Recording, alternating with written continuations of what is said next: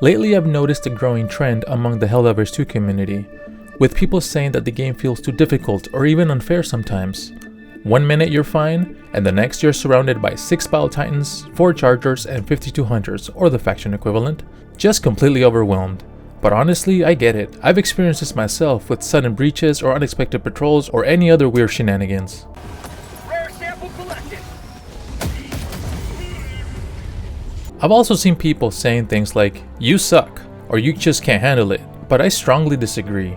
No Helldiver should put down another. We are all in this fight together and are brothers and sisters of the same banner, and nobody actually sucks at this game. The issue isn't really the skill, but rather the way you approach each mission.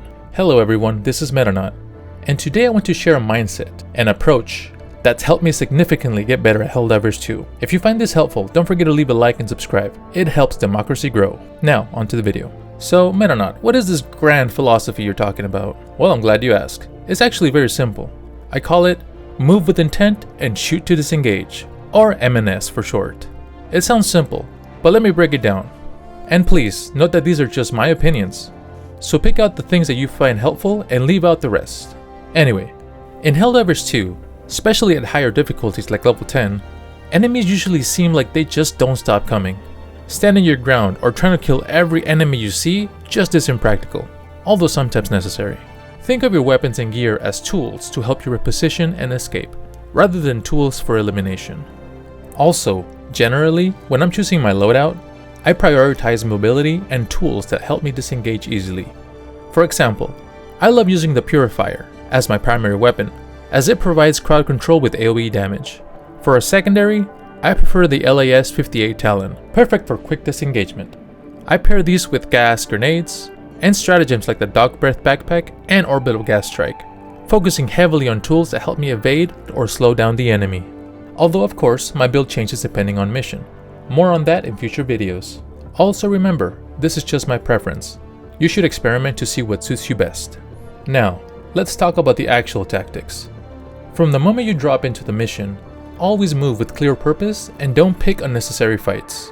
Instead, focus on objectives and use your equipment tactically to disengage when overwhelmed.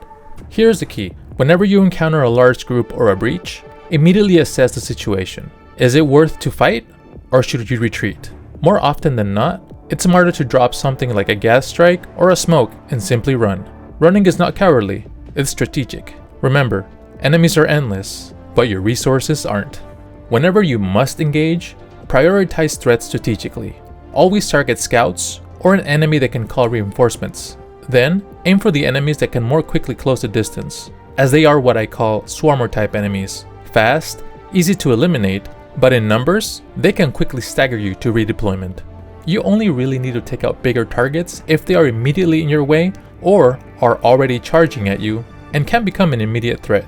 If you have a jetpack or a way to disengage, focus on doing that instead of wasting your time and resources. This of course is if you aren't defending a POI or an objective.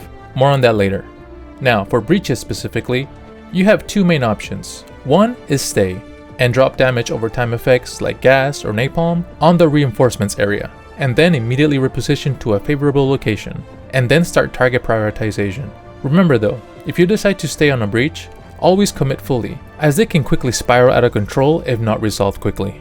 Your second option is, if your tools are limited or you're alone, run without hesitation. Drop a gas, fire, stun, or smoke grenade and create distance. Then come back when you're ready, and that's only if you really need to come back at all. Another crucial aspect is using your environment to your advantage. Break lines of sight whenever you can, run through obstacles to split enemy groups or funnel them, and kite enemies around in wide circles to thin them out. Remember, your objective isn't to eliminate every enemy, but rather to survive and to complete the mission. In co-op play, the same principles apply. Always stay relatively close to your team or split into pairs at most. Constant communication is key. Call out when to engage and when to retreat, and when to use supportive stratagems like smokescreen or EMP fields. Make sure everyone is on the same page about when and how to disengage. If your team doesn't communicate and everyone is doing their own thing, make sure that you at least stick to one of them and do objectives with them, and send them this video if you know them. Also, if you decide to split into pairs, and you notice that one member of the other pair across the map goes down, don't immediately rush to reinforce them. Wait and see if their partner can handle it first. only calling a reinforcement if both of them are down. Reinforcing too early not only disrupts whatever flow or strategy the other group had going, but it also leaves the remaining player alone and vulnerable. It's better to be patient and strategic than to unintentionally make the situation worse. I will be making complimentary follow-up videos further explaining this playstyle, as I don't want to make one big hard to follow video. Now, defending objectives or extracting share similar strategies, though there is usually less area to maneuver through depending on the map. This makes it the ultimate test of your ability to move and disengage effectively.